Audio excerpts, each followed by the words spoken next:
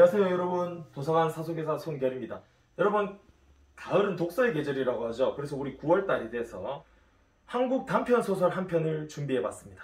여러분, 도서관에 오시면 수많은 책들을 빌려보셔서 저 너무 감사하게 생각합니다. 하지만 조금 아쉬운 점이 있다면, 여러분들이 읽는 책이 대부분 만화책이나 아니면 줄글책을 본다 하더라도 또 서양거 아니면 일본 것만 보시고 대한민국 문학은 거의 안 보시는 경향이 있어서, 여러분, 일본 거를 보는 게 나쁘다는 게 아닙니다. 서양 거를 보는 게 나쁘다는 게 아닙니다. 제가 말씀드리는 것은 편식하는 습관은 좀 잘못되지 않았나. 이것도 보고 저것도 보고 고루고루 보시고, 한국 문학은 재미없어, 이런 편견 대신에 오늘은 좀 편안하게 한국 문학의 매력에 대해서 좀 접할 수 있으면 좋지 않을까 해서 짧은 소설 한 편을 입체 낭독해드리도록 하겠습니다. 제가 이렇게 말했는데도 안 오시는 친구분들이 있기 때문에 읽지 않았지만 읽은 효과가 들 수 있도록 오늘 제가 입체 낭독 한번 해드리겠습니다.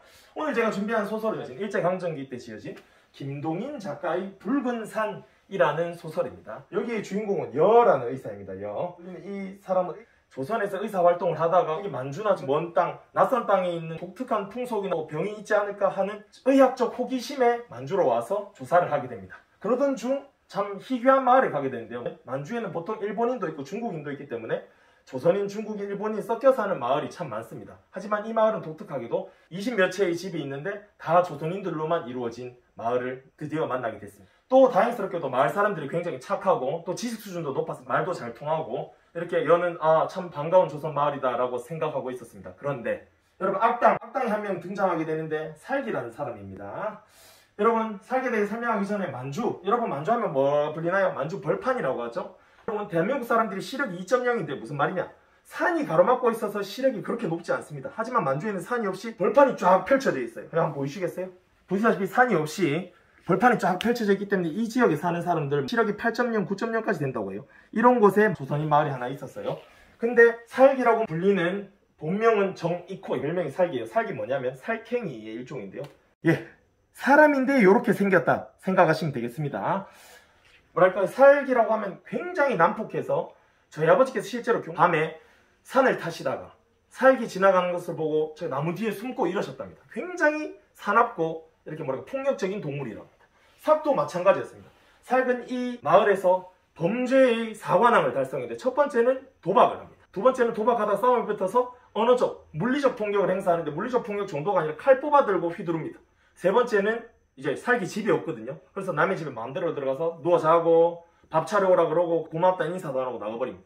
네 번째로는 성범죄까지 저지르는, 한마디로 쓰레기?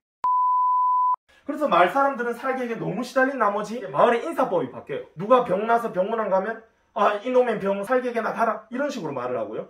장례식에 가서 좋은 인사할 때도 아이고 살근 왜 안 죽고 이렇게 착한 사람이 죽었노, 이렇게 말하는 문화로 바뀌게 됩니다. 한마디로 진짜 사람들이 다 싫어하는, 그냥 말 그대로 그냥 인간 말종, 쓰레기. 여러분 아시다시피 조선인들은 만주의 주인이 아닙니다. 그래서 가을만 되면 만주에 있는 중국인 지주에게 자기들이 열심히 지은 곡식을 이제 한 해 세금으로 바치면서 그 지주의 땅에서 농사를 지으면서 살고 있었는데요. 송첨지라는 노인이 농작물을 싣고 가을에 당나귀 이렇게 등에 지어서 세금을 바치러 갑니다. 하지만 양이 적었던지 아니면 품질이 마음에 안 들었던지 중국인 지주가 송첨지를 미친 듯이 폭행하게 됩니다. 송첨지는 거의 죽은 상태가 돼서 당나귀 등에 이렇게 매여서 왔는데요. 당나귀 등에서 내리는 순간 죽고 맙니다. 여러분, 그렇게 되자 마을 사람들이 갑자기 열받기 시작합니다. 나라를 잃어서 일본에게 나라를 뺏겨서 만주의 땅에 와서 남의 땅에서 소작농으로 사는 것도 비참해 죽겠는데 세금도 바쳤는데 이렇게 때려 죽이다니. 그럼 마을 사람들이 복수를 갚자 하고 일어났는데 문제는 뭐다? 아무도 앞장서서 나서는 사람이 없었다. 삭도 못 쫓아내고 있는데 어떻게 중국인 지주를 쫓아냅니까? 이 마을 사람들은 좋게 말하면 온순한 사람들이고 안 좋게 말하면 겁쟁이들이었습니다. 그렇게 해서 원수를 갚자 일어났으나 아무도 선뜻 나서는 이가 없었다. 그렇게 사람들은 분노를 하다가 나라를 잃은 슬픔, 떠돌아다닌 이 생활에 대한 슬픔, 고국에 대한 그리움, 그 다음에 복수를 갚지도 못하는 자신들의 나약함, 이런 여러 감정들에 의해서 문득 울기 시작합니다. 여도 그런 처지를 한탄하면서요, 이렇게 가고 있다가 문득 길 가는 사역을 만나서 있는 힘껏 욕을 퍼버립니다. 평소에 하고 싶었던 욕들 있잖아요. 에이 밥버러지야, 이 기생충아, 그러면서 오만 단어로 다 욕을 합니다. 너 송첨지가 죽은 것을 아냐? 말하고 여가 이제 잠자리에 딱 드는데 잠이 안 오는 겁니다. 우리 망한 조선에 대한 슬픔, 또 송첨지에 대한 슬픔, 원수를 갚지 못하는 자신의 나약함에 대한 슬픔 등등 여러 가지 감정이 겹쳐서 잠을 잘 자지 못합니다. 그렇게 날밤을 꼬박 새우고 새벽이 됐는데 의사인 열을 깨우러 말산 몇 명이 쫓아옵니다. 선생님 일어나 보세요. 무슨 일인가?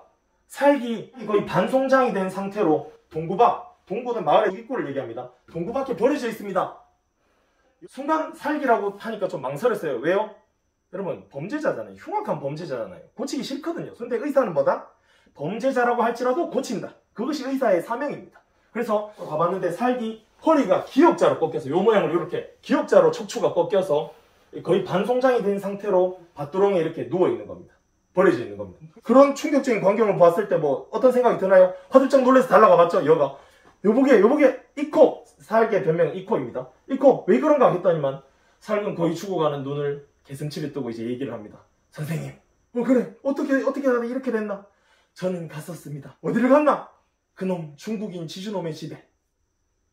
마을 사람들 아무도 원수를 갚으러 나서지 않았지만 살근 조선인의 한을 가지고 원수를 갚으러 혼자 갔던 겁니다. 여러분 책을 직접 읽어보시면 아시겠지만 살근 사투리만 해도 4개를 쓸 수 있고 나라의 국어만 해도 중국어, 일본어, 러시아어, 한국어 합쳐서 4개를 할 수 있다. 무슨 말이에요? 젊은 나이지만 일제의 탄압을 피해 수많은 나라들을 떠돌아다니면서 힘겹게 살아왔다는 거예요. 그리고 이 마을의 인성이 이제 안 좋아질 때 안 좋아져서 왔는데 또 그런 일을 당하니까 중국인 지주에게 복수를 하러 혼자 찾아갔던 겁니다. 그 결과로 척추가 꺾이는 등 심각한 부상을 입고 이제 죽어가고 있었던 거죠. 이제 얘기를 합니다. 선생님, 왜?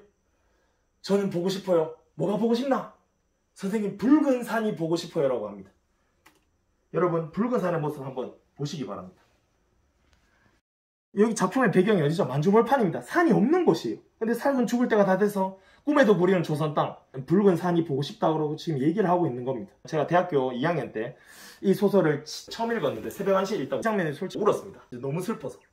그렇게 살군 죽어가면서 제 눈이 감기려 하는데 갑자기 눈을 부릅뜨고 허공을 보면서 말합니다. 선생님, 저게 뭐예요? 그래서 여가 묻습니다. 무슨 말을 하나? 저기 뭐가 있나? 선생님, 저기 붉은 산이 있어요. 살군 다 부러져가는 팔을 이렇게 들고 허공을 가리키면서 붉은 산이 있다라고 얘기를 하는데 거기에는 붉은 산은 온데간데도 없고 황막한 만주벌판만이 펼쳐져 있습니다. 그렇게 살기 죽어가면서 마지막으로 소원을 얘기합니다. 여러분 죽기 전에 이제 마지막 소원 얘기하는 경우 많지 않습니까? 선생님, 동해물과 백두산이 노래를 좀 불러주세요라고 합니다. 여가 그 부탁을 듣고 마지막으로 애국가를 불러줍니다. 그때 애국가는 지금과 멜로디가 다릅니다. 동해물과 백두산이 마르고 닳도록 이 멜로디입니다. 여가 이렇게 애국가를 시작하자 주변에 구경하고 있던 마을 사람들 하나둘씩 장엄하게 합창을 하기 시작했고 무궁화 삼천리 화려강산이라는 구절에 이르는 순간 살그의 시신은 식어갔다 라고 소설이 마무리가 됩니다. 여러분, 제가 정보고의 주변에 이제 경치를 굉장히 좋아합니다. 오늘 시간이 되신다면 본관 앞에 나오셔서 건너편에 있는 산을 한 번만 보세요. 100년 전 우리 조상들은 너무나 그리워했던 우리 고국 산천, 산과 이 들, 또 강과 개울의 모습이 여러분들에게 너무 당연한 쳐다보지도 않는 풍경에 지나지 않나 이런 생각을 해봅니다. 오히려 지금 애들한테 등산하자면 싫어합니다. 여러분이 어쩌면 당연하게 여기고 있을 이 고국 산천의 모습, 우리가 누리고 있는 정보고 주변에 있는 이 자연의 모습이 100년 전 우리 조상에게는 정말 꿈에도 그리던 고향의 모습이 아니었을까요? 그래서 작가는 얘기합니다. 붉은 산이라는 제목을 통해. 붉은 산이 뭐죠? 봄의 산은 붉지 않습니다. 단풍잎이 붉게 물든 가을의 산만이 붉습니다. 즉 그때 살기 그리워했던 붉은 산의 모습은 고국 땅 가을의 산의 모습입니다. 제가 정보고에 얼마 안 있어서 정보고 저 건너편에 있는 산이 가을에 붉게 물드는지는 모르겠어요. 하지만 여러분 한 번이라도 본관에 나오셔서 하교하실 때 평소에는 무관심했던 풍경으로 그냥 지나갔던 풍경도 아니죠. 배경, 그냥 무관심한 배경으로 지나갔던 저 산의 모습이 오늘만큼 여러분의 심금을 조금이라도 울릴 수 있다면 저의 입체낭독 성공한 것이라고 봅니다. 여러분 독서의 힘이 이겁니다. 평범하고 무관심했던 일상, 어떻게 보면 당연하다고 생각했던 일상을 새로운 시각으로 보게 만드는 것. 이것이 독서의 주목적입니다. 여러분. 단편소설 김동인이 붉은 산, 이런 짧은 소설에도 한 편 읽어보세요. 김동인의 붉은 산 저기 있는데요. 고작 10쪽입니다. 여러분 정확히 11쪽도 아니고 9쪽도 아니고 10쪽입니다. 15분이면 다 읽습니다. 한국 소설은 재미없어, 지루해 이런 편견 버리시고 올 가을 한번 책을 읽어보는 게 어떤가 이런 생각을 해보면서 붉은 산 입체낭독 마치도록 하겠습니다. 자, 이어서 도서관 소개 영상 가도록 할게요. 예, 여러분 중에 절반 이상은 이 3년 동안 학교를 다니면서 한 번도 도서관을 안 오시기 때문에 오늘 도서관 랜선 투어를 시켜드리도록 하겠다 영상을 준비했습니다. 예, 이용 규칙 간단합니다. 마스크 잘 쓰고 뭐 거리 유지하고, 그 다음에 운동화를 신고 들어오지 말고, 그 다음에 폭력적인 행동이나 욕설 절대 안 됩니다. 여기는 여러분 안방이 아닙니다. 욕설과 폭력적인 행동만 삼가해 주시면 편안하게 도서관 이용할 수 있고, 9시 40분 1교시 마치고부터 개방을 하기 때문에 그렇게 하시면 감사하겠고요. 다음은 이쪽입니다. 여러분, 사실 제가 제일 좋아하는 이제 책의 분야이고 제일 인기 많은 문학이 대부분 여기 있습니다. 뭐 해리포터, 뭐 대한민국에 있는 뭐 카레 노래, 또 교과서에 나오는 황망전 이렇게 말했다 등등 여러분들이 뭐 그래도 조금이나 뭐 보시는 소설들이 여기 있고요. 그 다음에 여러분 또 자격증 공부를 위한 언어, 뭐 토익 이런 책들, 여기 뭐 일본어 책들이 있고요. 근데 많이 안 빌려가시더라고요. 역사 책들 여기 다 있습니다. 그래서 뭐 만화로 된 역사도 많기 때문에 여러분들 보시면서 또 한국사 준비하시는 분들 또 준비하시면 되겠습니다. 자, 여러분, 그리고 여기 또 뭐 소책자들 뭐 밀케 뭐 관심 없으시죠? 넘어갈게요. 예. 그리고 오늘 소개해드렸던 김동인 작가의 붉은 산의 요 감자라는 책이 있는데요. 여러분, 제가 입증하겠습니다. 김동인 붉은 산 289쪽이었죠? 여러분, 10쪽입니다. 정확히 298쪽 289쪽에서 298쪽 정확히 10쪽이면 끝난다. 10쪽 정도는 읽어야지 사회에 나가서 덜쪽이다. 라임이었는데 죄송합니다 여러분. 드립이었습니다. 그래서 여기 여러분들 죽었다 깨어나도 안 빌려가시는 요 코너, 제가 제일 좋아하는 코너입니다. 한국 문학들 또 세계의 명작들 여러분 있습니다. 또 편견 없이 또 보시면 좋지 않을까라는 생각을 합니다. 여러분이 제일 많이 빌려가시는 코너죠. 신간 코너. 여기 보시면 뭐 여러분들이 자주 빌려가시는 웹툰들도 있고, 웹툰 관련된 뭐 윈드브레이크 만화도 있고요. 뭐 여러가지 책들이 있고, 또 뭐 취업에 도움되는 이런 책들이 있습니다. 그 다음에 또 축구부들을 위해서 제가 또 제 개인적으로 원래 고등학교 때부터 보던 축구 잡지 포포2를 정기 구독하고 있으니까 축구 좋아하시는 학생 어떤 분이든 오셔서 재밌게 보시면 되겠습니다. 여러분 제일 많이 빌려가시는 뭐 슬램덩크, 귀멸의 칼날, 또 한국사 데뷔할 때 앉아서 공부하기 싫다 하시는 분들, 또 설민석의 한국사 데모, 제가 제일 좋아하는 두 시인 아무도 안 빌려가시는데 백석과 윤동주의 평전도 준비가 되어 있습니다. 또 필요하신 분들도 자격증 책도 많이 있으니까, 자격증 책도 많이 있으니까 특별히 IT과 자격증 책 엄청 많습니다.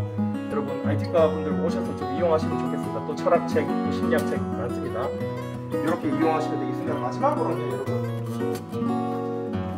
저 10쪽도 내가 보기 부담스럽다 이런 분들을 위해서 제가 한 주에 한 편씩 좋은 시를 선정해서 이렇게 만들어 놓습니다. 지금 촬영 시기가요, 추석 되기 전 수요일인데요. 추석 바로 전주 수요일인데요. 그래서 명절과 관련된 이제 시, 백석의 여운왕골쪽이라는 시를 준비해서 여러분 읽으시라고 해놨는데, 이거는 제가 프린터물로 만들어서 이번 주 안에 각반에 배포하도록 하겠습니다. 한 번이라도 좀 읽어보세요. 요 정도는 읽을 수 있잖아요, 진짜로. 여러분 부탁드리겠습니다. 들어오시면 여기 제가 디지털 시계를 준비해놨습니다. 여기 보시면 날짜랑 시간 기록하시고 손소독하시고 이렇게 입장해서 이용하시면 되겠습니다.